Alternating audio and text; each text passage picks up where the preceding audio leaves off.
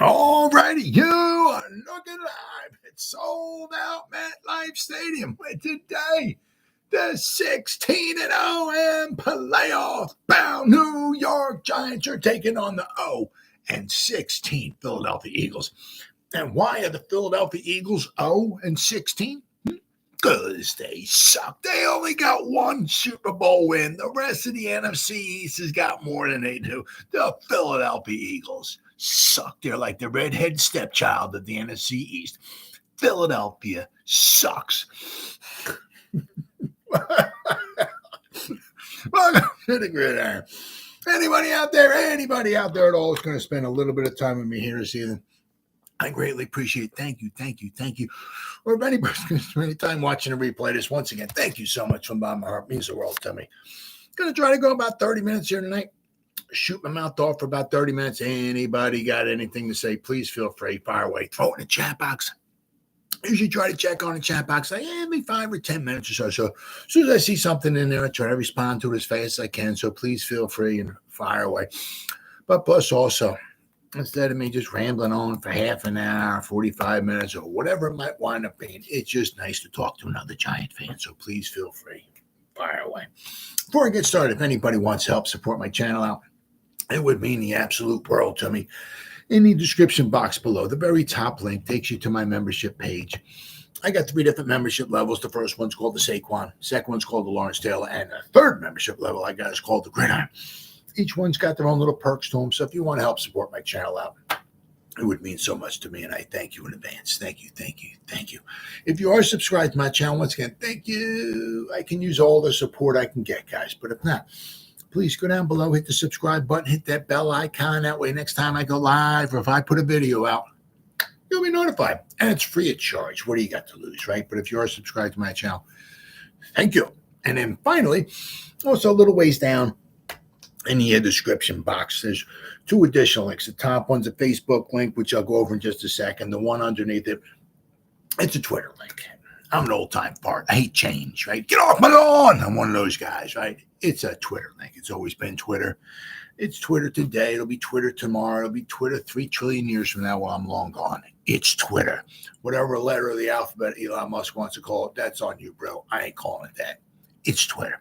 Follow me on Twitter. I'll follow you back. That's an absolute promise.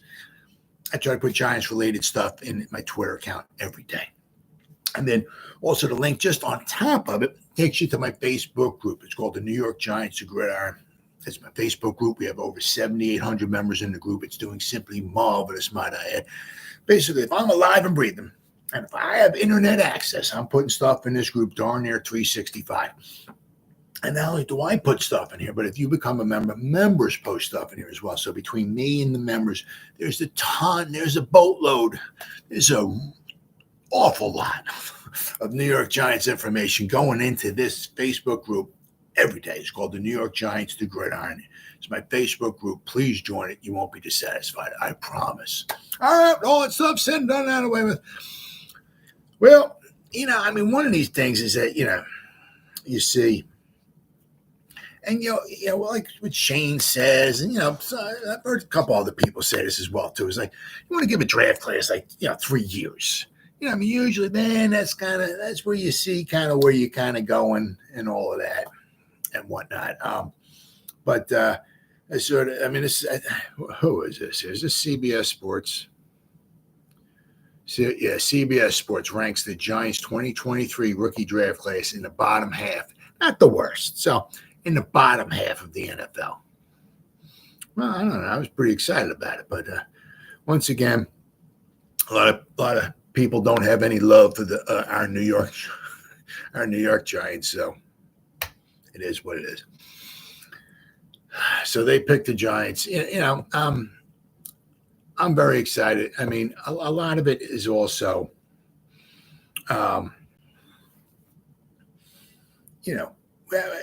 like Hyatt, can we get him in the right situation? Can we, get it where we can have a good quarterback, but offensive line play and everything where everything can work out well, get him the best, put him in the best situations, give him the best opportunities to be successful.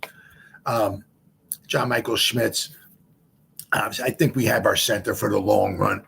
He's going to need to get. I mean, and I really think that he's going to work on his craft, and hopefully with Priscilla in here, he'll get him a little bit better. I'm really interested in seeing here. Let's take the numbers for the Giants from this past season, and it's tough just to look at the numbers from 2023, and then I'm going by PFF.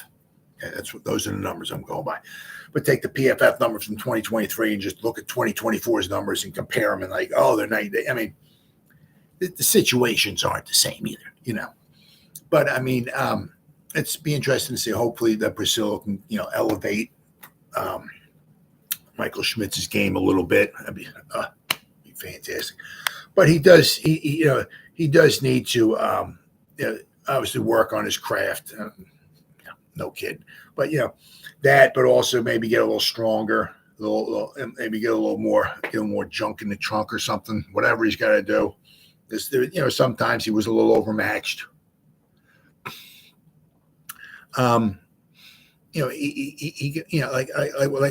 just say with Jason Kelce, right?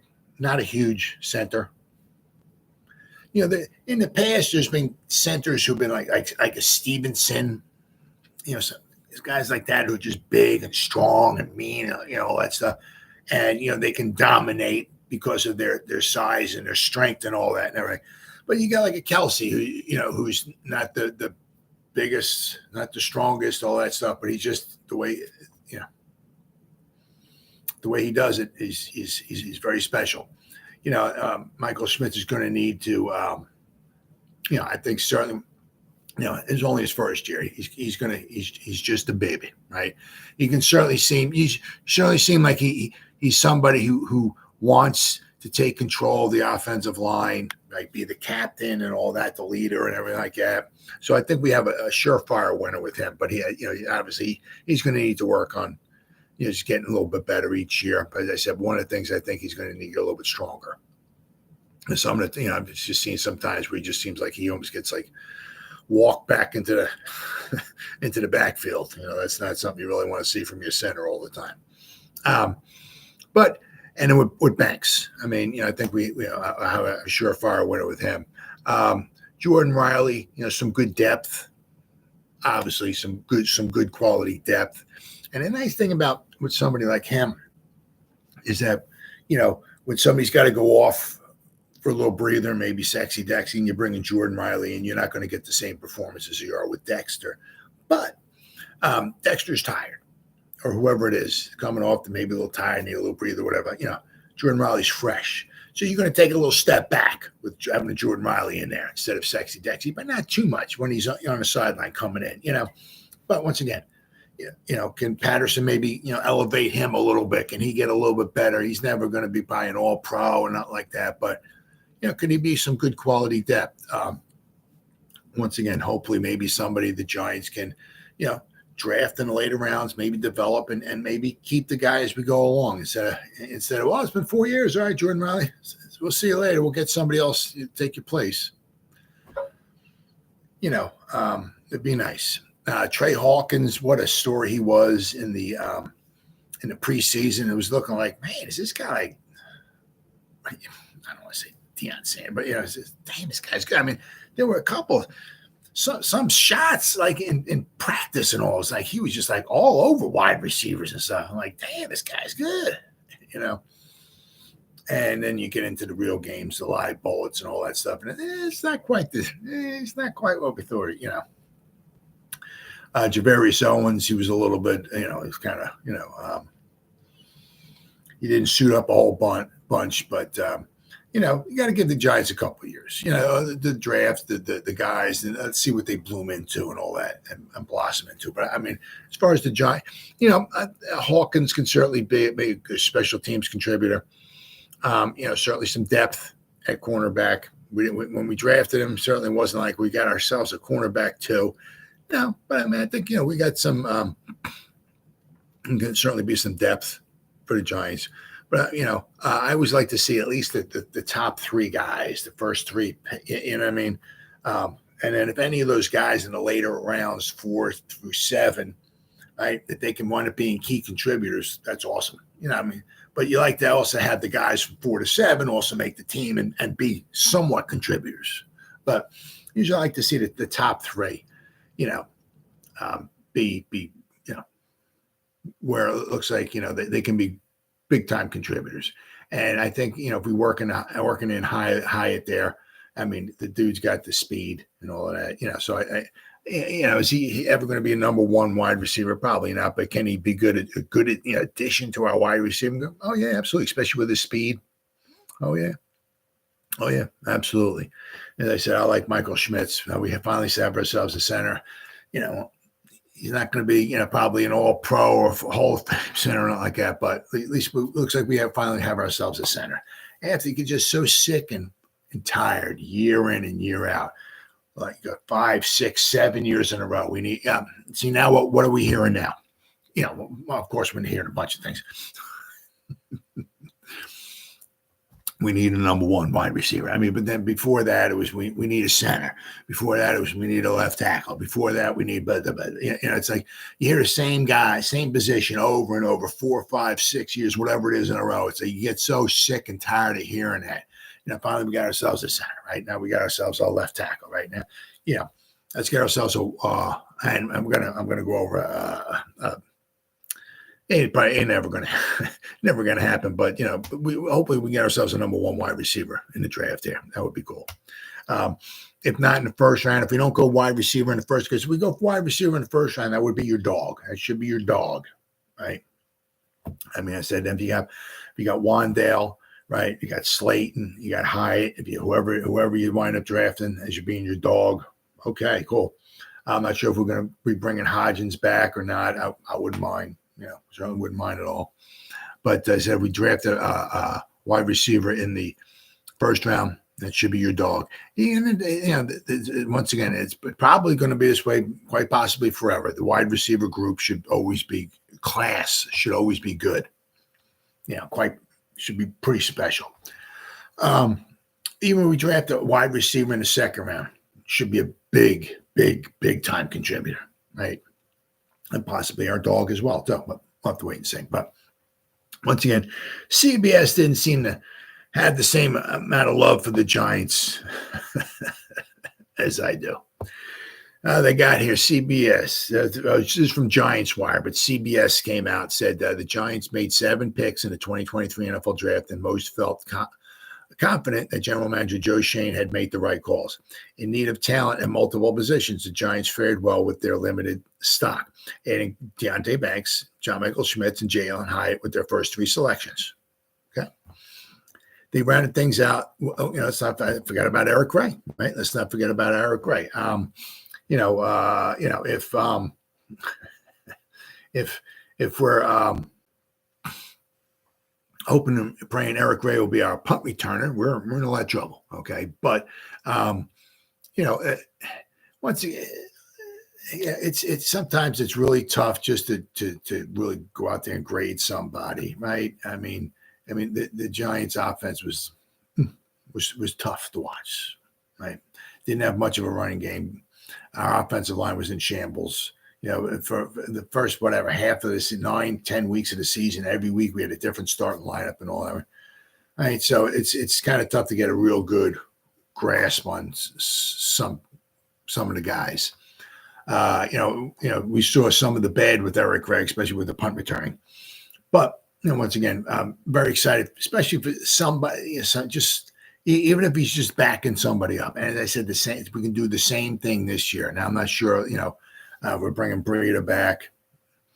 I'm not sure, we have, we don't even know we're bringing Barkley back, right? But, if we could once again draft another running back in the later rounds, round 4 or 5 or so, and get another decent running back, right? But, Eric Gray's a nice addition, right? So they rounded things out with Eric Gray, Trey Hawkins, the third, have to put that in there, Jordan Riley, and Javarius Owens. All 7 of those players saw some time on the field this past season, but the results weren't quite what the Giants had hoped. Injuries derailed the development of several rookies, while others were stunted due to misuse. like Eric Gray is a punt returner. Chris Trapasso, I guess it has, of CBS Sports recently ranked all 32 draft classes of 2023, and the Giants landed in the bottom half of the league. However, he did credit them with 2 hits, Banks and Hyatt. So that's good. He said Hyatt didn't exactly rekindle all the magic he had at Tennessee, winning down the field on a regular basis, but averaging over 16 yards per snag as a rookie demonstrated there's a bright future for him in the development as his route running continues. 6th-round pick Trey Hawkins was respectable as a rotational corner. 2nd-round pick John Michael Schmitz really struggled with power before his injury. So I said, so he's going to need a little bit stronger. Banks had some hiccups in coverage, but mostly dealt with number 1 wide receivers in main coverage and snagged 2 picks while knocking away 11 passes. So, I mean, was it an unbelievably special rookie season for Banks? No, but was it a good, solid rookie season for him? Yep. Am I happy the dude's on the team? Yep, absolutely. Yeah, the guy can be on my team anytime. Love Banks. Banks has the makings of a solid long-term cornerback 1, and although he struggled at times, Schmitz still has plenty of upside. Hyatt also performed better than his stats would indicate. He suffered due to poor offensive line, and quarterback play. Giants remain hopeful that Hawkins can develop into a starter. Well, we'll have to wait and see, and Riley can eventually become a dominant interior defender. Once again, we'll see. As I said, if worse comes to worse, you got to have depth, right? You just can't go into a season with 3 starting defensive tackles or whatever, and we're good. No, you need depth, right? So hopefully Jordan Riley can do that. As I said, with Hyatt, I mean, once again, it's the theory of relative. Everything's relative.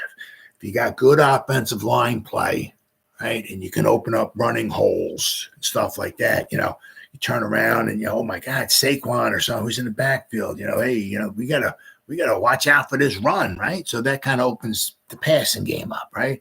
If you got guys who can actually block, block, and the quarterback can stand in the pocket for more than half a second without getting his head ripped off, right? And you have guys running routes down the field, right, to open things up a little bit. Jalen might excel a little bit even more, right? I mean, it's all.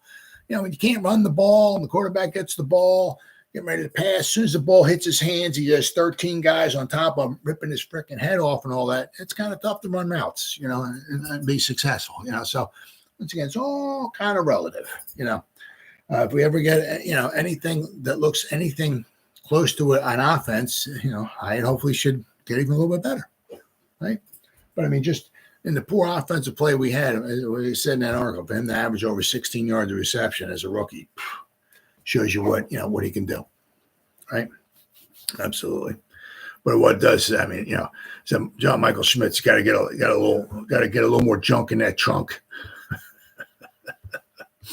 That's what it is. The couple free agents for the Giants. I mean, actually, the 2 of them I'm going. You coming in, buddy? Hold on. Time out here. And we'll check my buddy Randy. He's a little bit late. Usually he does it a little bit earlier in the video. All right, Randy's here. We can continue. All right, buddy. You good? All right. A couple of the free agents here, right? Jermaine Illuminor, right? Seems like a perfect target for the Giants, obviously coming over. And there's a picture here of him standing there. He's looking out on the field, but behind him is Basillo, his coach. You can see in the background is Basillo, right? And, a couple of these guys here, him and Van Rotten could be targets for the Giants, especially on their interior. Now with Van Rotten, he's a little on the old side. Okay, was he 30? Soon to be 34. He's 226. Okay, so on February 26th, he'll be 34 years old. So let's see, how long has he played here? He's been around. Oh wow, I don't know what the heck happened here. He must have had a horrible injury or something. He played in 2012, Van Rotten. Okay, and then he didn't play again until 2017. So I'm not exactly sure what the heck happened to him. But he's been like kind of like a journeyman. right? But if you look at his numbers last season, I'll tell you what, with Carmen Basillo, right? His numbers really elevated according to PFF. But I mean, he broke in with Green Bay. Then he missed 13, 14, 15. He missed 4 seasons. I'm not sure what happened. But then he started playing with Carolina for 3 seasons. He was with the Jets for 2 seasons. He was with Buffalo. So there's some, he was with Buffalo in 2022. So Shane and Dable weren't there. So there's no familiarity there. But then he was with Buffalo. Then he went to the Raiders. So he's been kind of bouncing all over the place. But it's odd because when he was 33 years old, and he's with the Raiders, he's at his oldest journeyman, right? He finally goes to the Raiders for 1 year. That's with Priscilla, right? That he got his, according to PFF. That's all I'm going by. His numbers were at his best. He graded out, his offensive grade was a 75.3 overall. This is Van Rotten, right? Greg Van Rotten. He was an undrafted free agent from the Penn Quakers. I mean, you don't get many offensive linemen come from the Penn Quakers that makes it in the NFL, right? His run block was a 68.5. I'm sorry, and his pass block was a 77.4. Okay, which is by far his best numbers.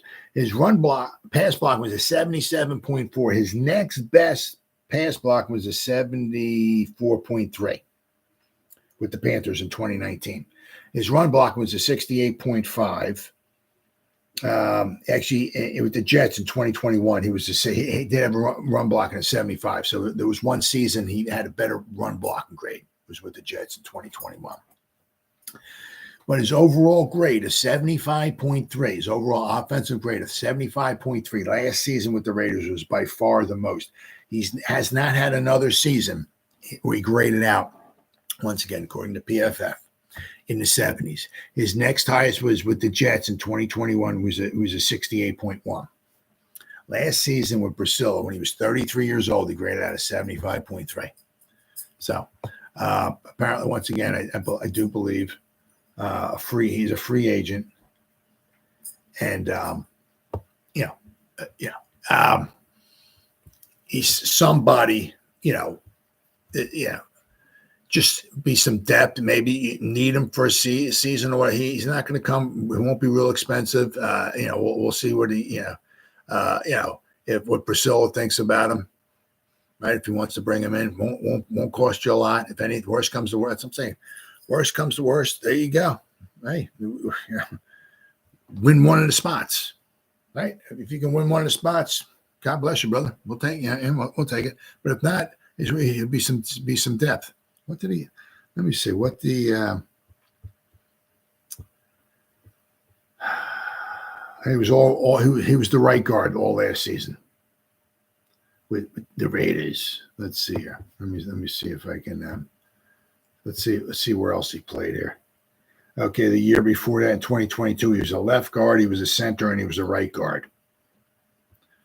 2021, he was a right guard, and he was a left tackle for one game. 2020, he was just a right guard. We got 2019, he was a left guard the whole season. So, I mean, he's played pretty much everywhere. 2018, he was a left guard. So he's played a lot of left guard. He's played a lot of right guard. Okay, he played a center. He played for in 2017 when he was at Carolina. He only played in 10 snaps, so there's no big deal there. But he has some flexibility. He has played center, and he has played left guard. He's played right guard. Okay, and he's even played some left tackle. So he's played 4 out of 5 offensive positions. So he's got some versatility to him, right? So if you bring Van Rotten, if you're able to, takes 2 to tango and all that stuff and everything, but he probably won't be very expensive. And bring him in. If worse comes to worse, he can be some backup, some good quality backup for you. He'd be a torch holder, because he's 34. You're not going to keep him. You're not building a team around the guy, but right. He did pretty good last season with the Raiders, right? But then the other guy, Luminua. Let's see here. This is from Big Blue View. The Giants decided to move on from Evan Neal from right tackle, move him inside the guard. A potential free agent, Jermaine Illuminor of the Raiders, feels like a logical target as a replacement. Illuminor, he's 29, okay? He did a good job as a starting right tackle for the Las Vegas Raiders the past 2 seasons.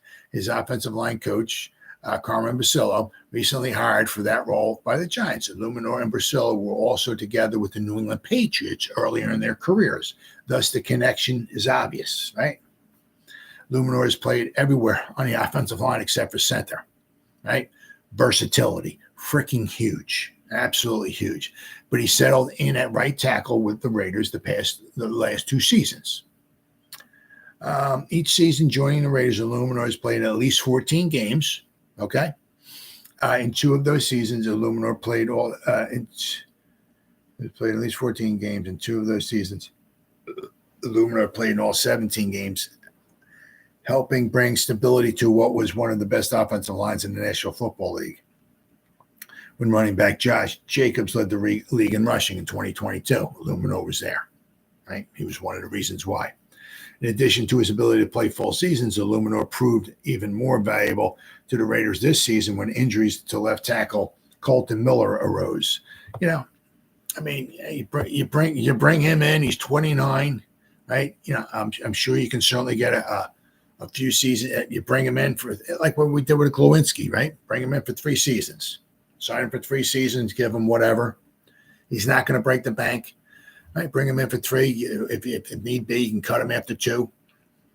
Right? He can play almost anywhere in the offensive line, except for maybe center. But hopefully we're not going to need him at center. As I said, if worst comes to worst, we're going to have Van Rotten be maybe the backup at center. I mean, once again, this is if you bring these guys in, both of them. But I mean, if worst comes to worst with Illuminor, right? Want to kick Evan Neal in, put Illuminor at tackle, right? At least you know you have him for a couple of seasons. That way you maybe won't have to maybe dedicate a real high draft pick to a tackle, right? Maybe you can pick somebody up and maybe maybe your third round pick, second round, third round pick up somebody else. I mean, like it was one of those things. Like each year you want to add a little piece to the puzzle, right? Like last year, we obviously won a couple of years ago, but we got Andrew Thomas. Then, of course, we brought in Neal. Hopefully, we can find some place for the guy to, pick number 7. Hopefully, we can find something for the guy to do. But then then last season, what did we do? We brought in Michael Schmitz. This season, this draft, maybe we can pick somebody up in the 2nd, 3rd round if we don't take somebody in the 1st round. Right? Maybe our 2nd round pick, one of our 2 seconds, or our 3rd round pick, we can draft at a guard or somebody, whatever. Right? Of course, we did draft Azudu and McKeith in. Don't forget about those guys. Hopefully they come back from their injuries, and hopefully we'll find a spot for those guys. I mean, I'm sure they're having visions of Azudu being able to do something on this offensive line. You don't draft somebody, a guard, in the 3rd round without, you don't draft a guard in the 3rd round. There'll be some quality backup for us. No, you think that the guy might be able to contribute. So that's what I'm saying. But don't forget about those guys, right? But yeah, these guys here wouldn't cost, wouldn't cost a lot. Illuminor's ability to play left tackle in Miller's absence essentially allowed the Raiders to have a starting caliber tackle replace an already great tackle. This is a luxury few teams have around the NFL. Yep. It's very important to have that swing tackle. Illuminor's resume over 7 NFL seasons looks a little bit like an upgraded version of Tyree Phillips, who can play 4 offensive line spots and filled in adequately for the Giants the last 2 seasons when Neal was injured. Over the past 4 seasons, Illuminor has posted Pro Football Focus grades 68 in 2020, 59.8 in 2021, 75.3 in 2022, and 68.5 last season. I mean, 68.5, it's a lot better than what we have. I mean, you compare that to Evan Neal. I mean, let's see. Let's see. Evan Neal. Oh, my God. That's that 2017. Okay. Evan Neal was at 39.8 this season. 39.8. Holy cow. Pick number 7 in the draft, and he's at 39.8. Wow. Oh, my God. So. Oh, good God. All right. So let's see here. Over the past 4 seasons, he has posted pass block and efficiency scores of 97.4 and 96.8 this past season, while allowing a total of 9 sacks and more than 1,100 pass blocking snaps over those 2 seasons. So basically, over 1,100 pass blocking snaps over 2 seasons. That's 550 pass blocking snaps. He allowed 4.5 sacks a season. That's not bad. Right, 4.5 sacks. So it's like 1 sack every, 1 sack every 4 games he's given up. I mean, once again, could you do better? Yeah, but if you Illuminor, right, if you, 1 sack every 4 games. I mean, you're not paying the guy $25 million a year, right? So if he gives up 1 sack every 4 games, in a 17-game schedule, he gives up 4.5 sacks. So in the two seasons, right, in 34 games, he gives up 9 sacks. Yeah, once again, I said, you're not paying him top-notch dollar. He's a more than adequate person. As I said, I mean, if you draft, I'm just saying, man, you draft Alt in the first round, right? Now you got that. If you bring Illuminor in, right? Now you got your swing tackle, a very good swing tackle. And if not, he's played 4 positions except for center. Dude, hey, there you go. All right, well, earn one of the starting guard jobs. You earned it, baby. It's all yours. Right? If you beat out Evan Hill, you got it, brother. Go get him, Tiger. Right? But once again, some good flexibility, and he won't want to break in the bank here. 4 NFL seasons, Phillips. What the heck? Not sure where the heck that is. Oh, Tyree Phillips. My bad. I'm not sure. I'm like Phillips. They're talking about Illuminor, but in 4 NFL seasons, Tyree Phillips' best PFF grade was been 53.1. So I said, so you look over the past, 2021, Illuminor's worst was a 59.8. Tyree Phillips' best is a 53.1. So Illuminor would be certainly an upgrade over Tyree Phillips. In his 2 NFL seasons, Neal is graded out of 41.8 and what I said, 39.8. Oh my God, pick 7 in the draft. He's given up 10 sacks and 82 pressures and 843 pass blocking. Jesus God. Here is how Illuminor snaps played for his career breakdown. Left tackle, he's played 422 career snaps at left tackle, 11 at left guard, okay? But he has played it. He's played 534 snaps at right guard, and he's played 1,861 snaps at right tackle. So there's some versatility. He's played a lot at right tackle. There is some chatter about Illuminor as a potential fit for the Cincinnati Bengals, who could be losing right tackle Jonah Williams in free agency. Yes, we will talk about Williams in another day. The connection between Brasillo, though, and the potential need at right tackle makes Illuminor a natural target for the Giants in free agency. Illuminor had just a $1.87 million base salary in 2023 with a cap hit of $3 million. I mean, my goodness. I mean, cap hit of $3 million for him. Holy cow. As I said, if worse comes to worse, I said, if you draft a tackle or whatever, Illuminor could be your swing tackle, move Neal inside. As I said, and it's like, hey, you want to win one of the starting guard? If you can beat out a Zudu for the left guard, go get him, brother. It's all yours, right? But I mean, so they had this guy playing at right tackle and left tackle last year for the Raiders. His cap hit was $3 million.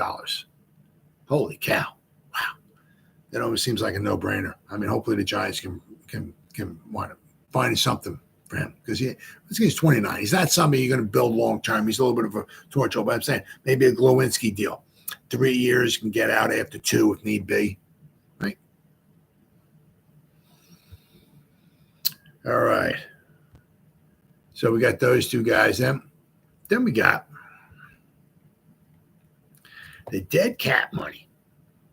The voided year, the dead cap money is racking up for the New York Giants, but it's not quite as bad as it had been. Now, it's in this article here. I mean, the Giants are getting better.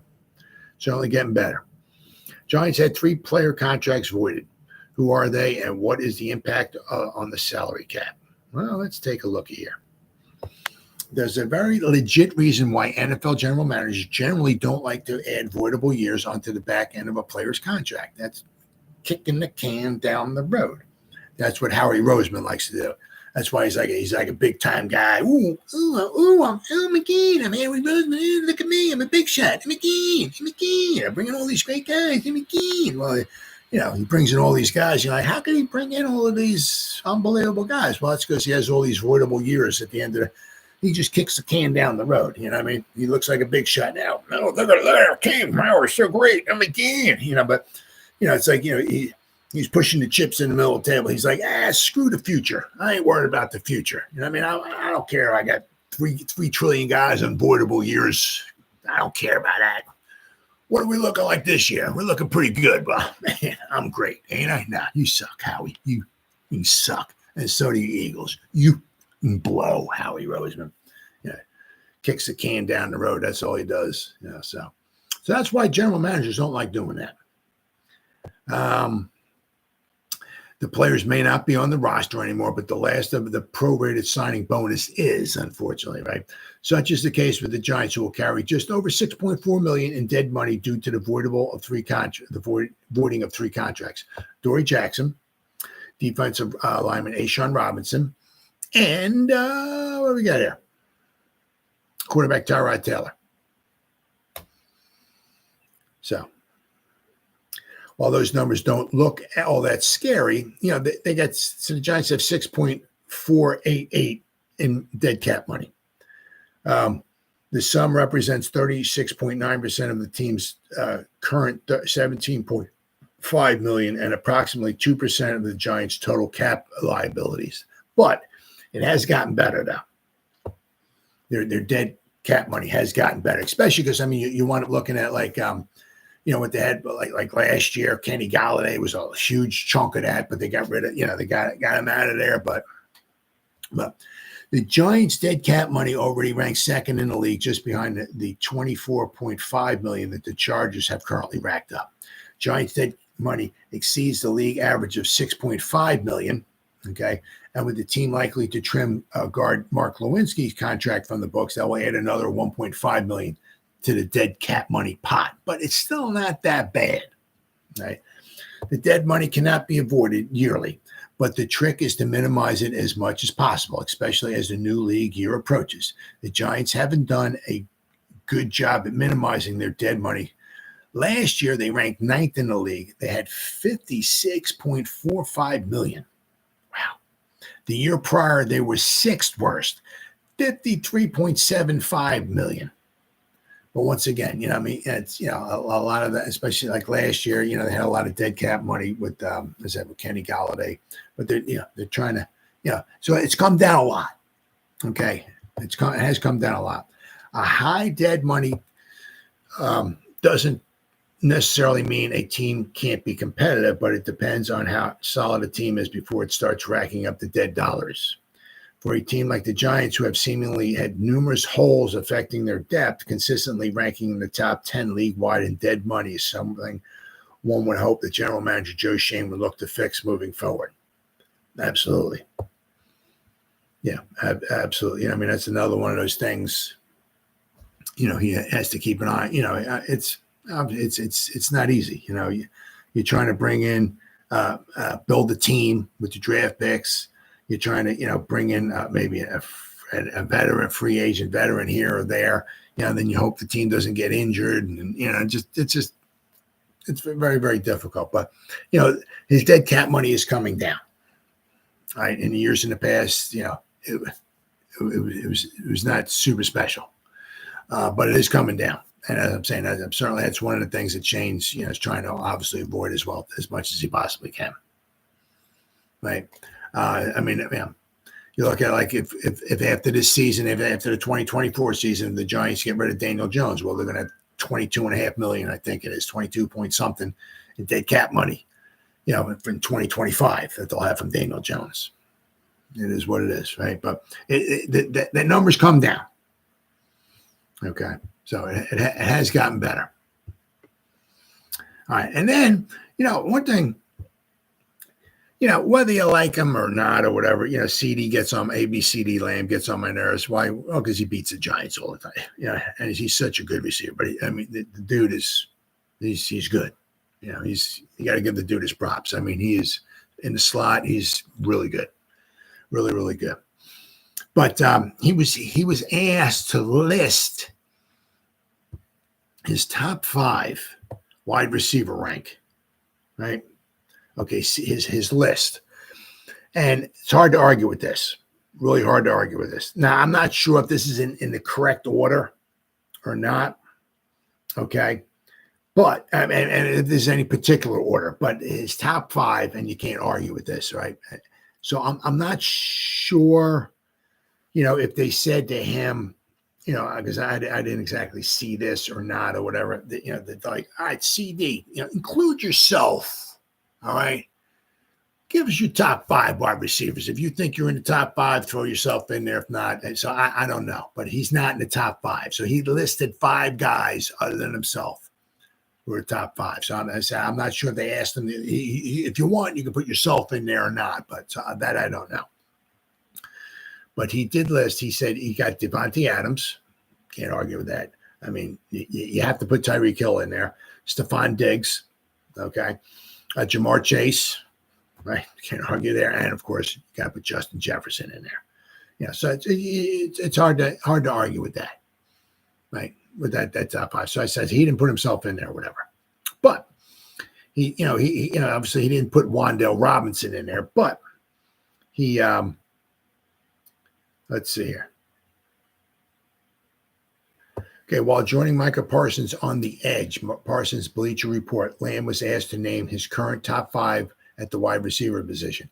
After some deliberation, his choices were Adams, Hill, Diggs, Chase, and Jefferson in no particular order. Which it says here, all are fair selections, and I'm not going to argue with any of that. Those guys are, man, they're good. Oh, my God, those guys are good.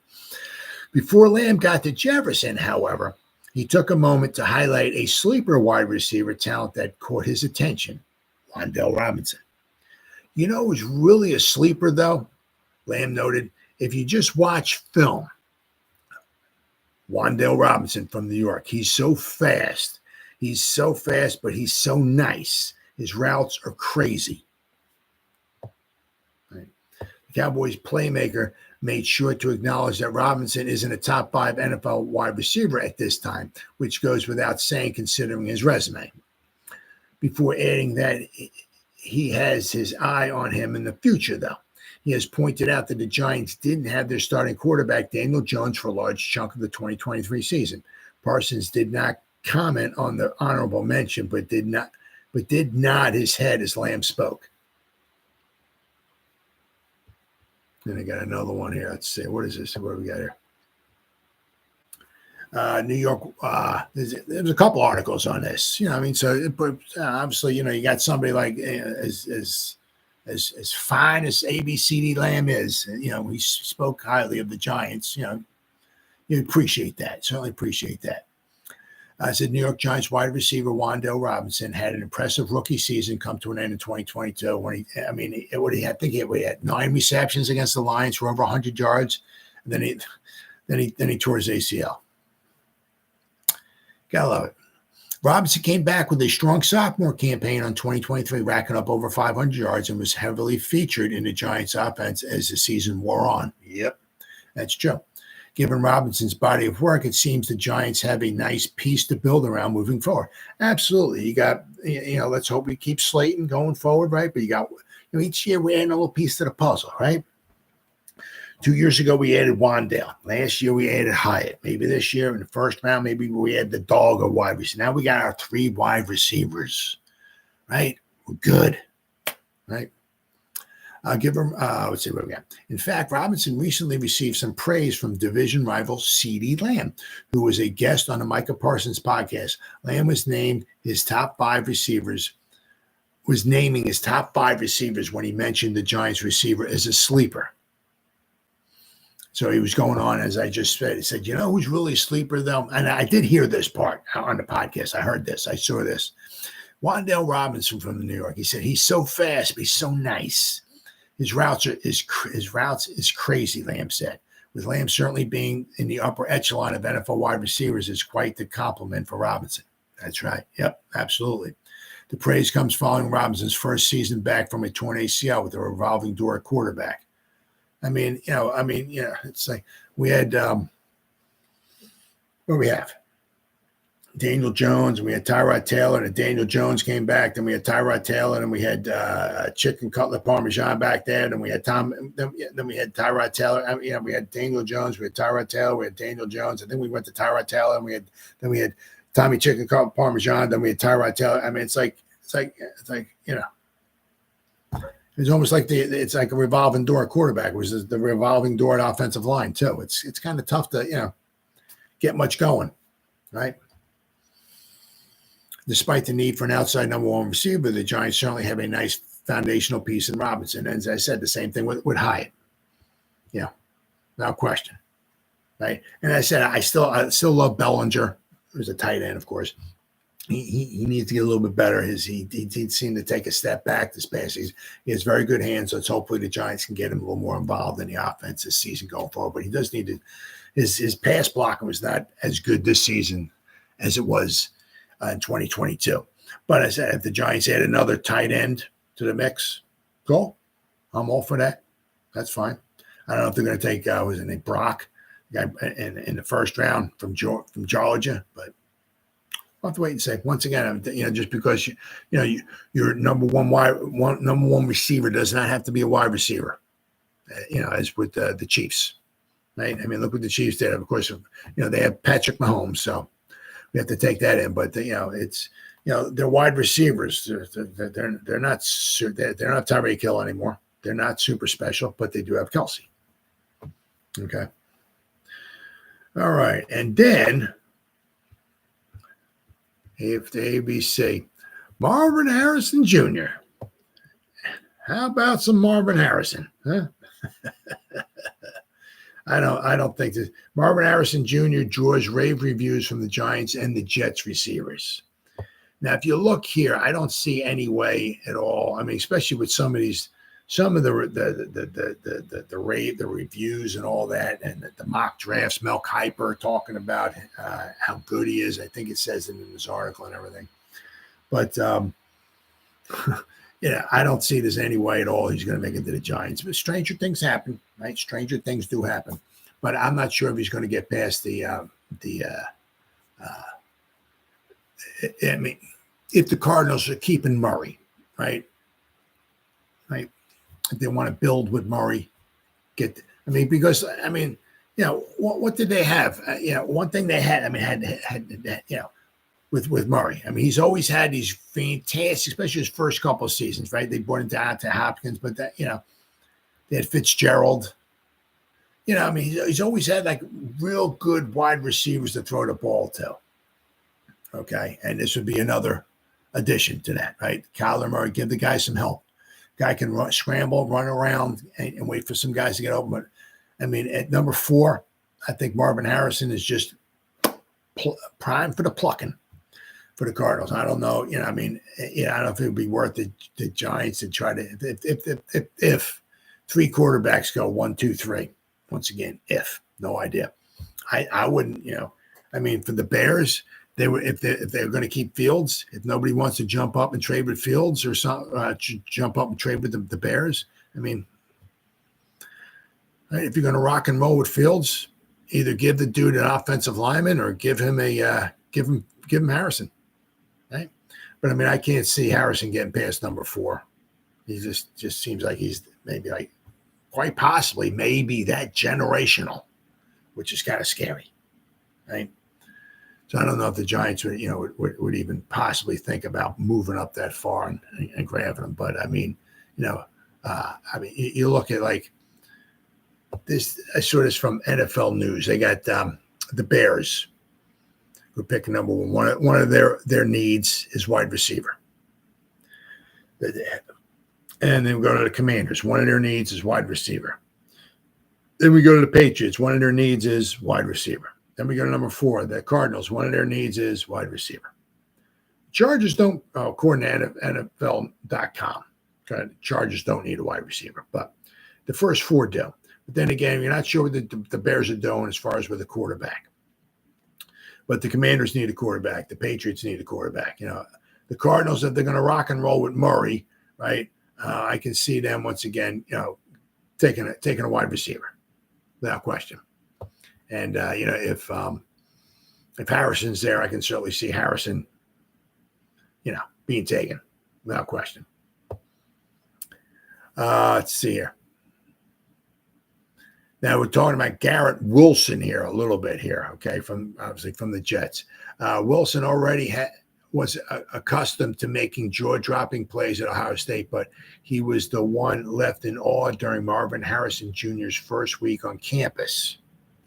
Before they ever shared the field together, Harrison, who graduated from high school early to enroll in January 2021, caught Wilson's eye on the bench press.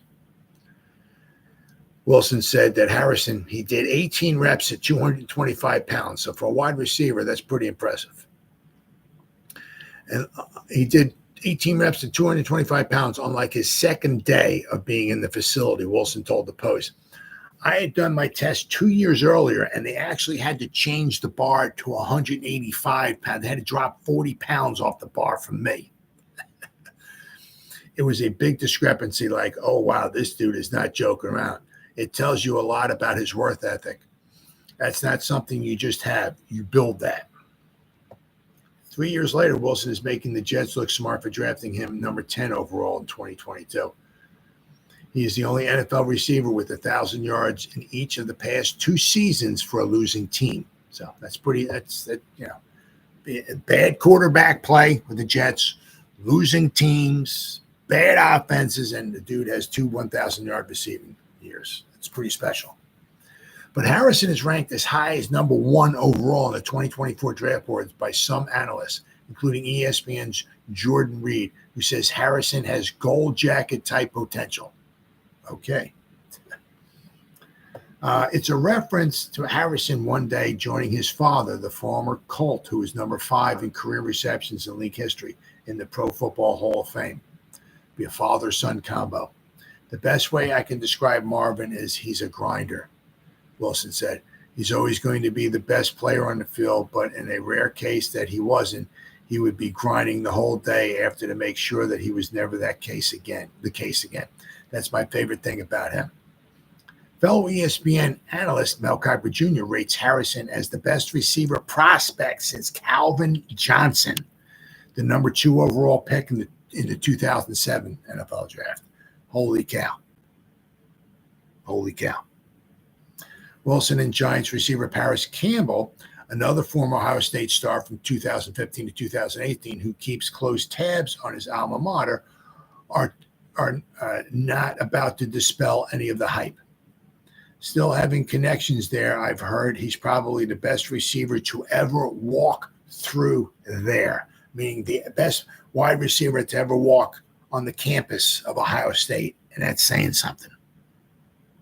Campbell told the Post, after watching the games closely, I have to say I agree. Let's see. The Giants and Jets both begin the offseason with a significant need for receivers, but he's never going to reach the Jets. I mean, the Jets would have to ante up pretty much a whole lot. I think the Jets are like number 10 to get into Marvin Harrison Jr. range. In the Giants' case, it's a continuation of the years-long search for the number 1 pass catcher that's previously turned up Golden Tate, Kenny Golladay, and Darren Waller. In the Jets' case, it's a stretch for someone to draw attention away from Wilson after free agent signing Allen Lazard disappointed last season. But Harrison could be gone by the time the Giants could be gone. Yeah, I think he's going to be gone. By the Giants take at number 6 or the Jets pick at number 10, unless they trade up, try to get the guy. I mean, if you have Harrison Jr. and Wilson out there, Wow. And you got Aaron Rodgers throwing him the ball. Wow. Huh? With that defense the Jets have, wow. The consensus opinion among draft analysts is that Harrison will be picked no later than number 4. Yep. Bumped down only because of the value placed on the quarterbacks and the evaluations of USC's Caleb Williams, Drake May, and Jaden Daniels. After first meeting the Harrisons with father and son were on an Ohio State recruiting visit, Campbell spent the first 4 seasons of his NFL career with the Colts, where the elder Marvin Harrison spent his whole 13-year career and still returns to visit.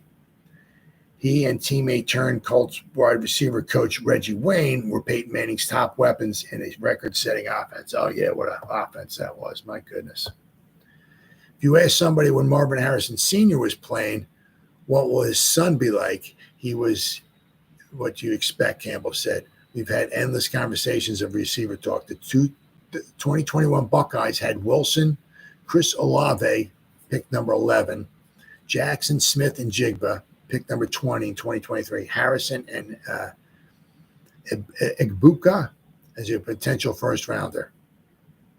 Catching passes from likely 2023 Offensive Rookie of the Year, C.J. Stroud, which is the number 2 pick in 2023. And you wonder why Ohio State's good. They have 315 first-round picks on their offense. Yeah, I wonder why they're good.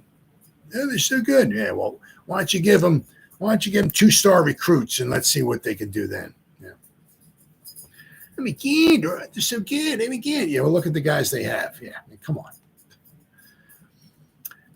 Let's see. There was never any competition, Wilson said. We were just trying to drop all the knowledge possible on Marvin, knowing I was going to be declaring when I was a junior. Chris was a senior, and Harrison was a freshman. It was, how can we make sure that when it's his time to play, he's going to be ready? Mission accomplished. Harrison is the only 2-time All-American receiver in program history, the 2023 Biletnikoff winner as the best receiver in college football, and a 2023 Heisman Trophy finalist. He ranks 6th in Ohio State in receptions, 155 in yards, 2,613, and 3rd in touchdowns with 31, despite starting just 2 seasons and accumulating 2 of the program's 10 all-time 1,000-yard seasons. He does it all. Short routes, deep routes, across the middle, Campbell said. It's crazy that he is 6'3", and he's 6'3". Holy crap. But his short area quickness is excellent. Probably going to run a 4.3, low 4.4 time in the 40-yard dash at the combine. So that's going to be, hopefully he comes to the combine. Let's see him do his thing. It'd be very interesting to see. I mean, if he drops, if he runs into 4.3s in that 40, oh, yeah, he ain't getting past number 4. If you can forget about that. The way he catches the ball, his body control, he has the whole package. As I'm saying, it's just like, you listen to what a lot of these people got to say about him and everything. It's like, whew. Although, I mean, to be fair, if the Giants don't want him, get him. The Giants, whatever they do at 6. Whether they stay put, move up, move back, whatever. If they take one of those tackles, I'm cool with that. They take one of those other wide receivers, I'm cool with that. I don't think there's any way in HELL hockey sticks that Harrison gets to the Giants at number 6. And I can't. The Giants have too many holes, and especially depth and all that stuff that they need to fill. And to jump up. It would be great to get Harrison, but what are you going to need? I don't even know what the Cardinals would want. The Cardinals could fall back a couple of spots. They can go back to 6 and still get themselves a receiver, right? But, what would it cost the Giants to move from 6 to 4 if Harrison was still there at 4? What would it cost them? First and at least one of their second-round picks, maybe more. Maybe a first, a second, and a fourth or something. I don't know. That's something the Giants want to risk. But all the stuff you hear is that he's a special dude. And, well, as I said, we'll have to wait and see. But we got, what do we got? About like a week or so away from the combine. Whew. Man, this stuff is crazy, guys. It's always, we got the combine, you got free agency, right? And then you got the draft. Whew. Lots of good times coming ahead. Well, guys, it's been 59 minutes, almost 60 minutes, guys. So whoever spent any time listening to me live, thank you. or if anybody's going to spend any time watching the replay, just once again, thank you so much from the bottom of my heart. It means the world to me. Thank you, thank you, thank you. As always, you guys stay safe out there and go Giants. Woo! Oh, yeah.